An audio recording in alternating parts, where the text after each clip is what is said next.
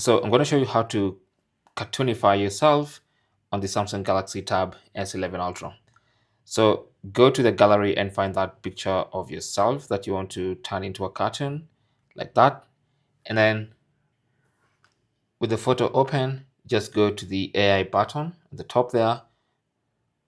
And then in the AI editor, you will see some options at the bottom. So you want to go to sketch to image, and then you'll see portrait studio.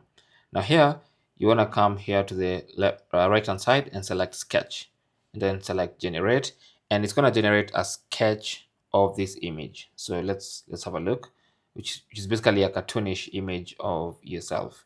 Okay, now it doesn't do a very great job at this, but it does basically cartoonify a cartoon version of yourself. So you can tap on save copy, and a copy is going to be saved to your gallery.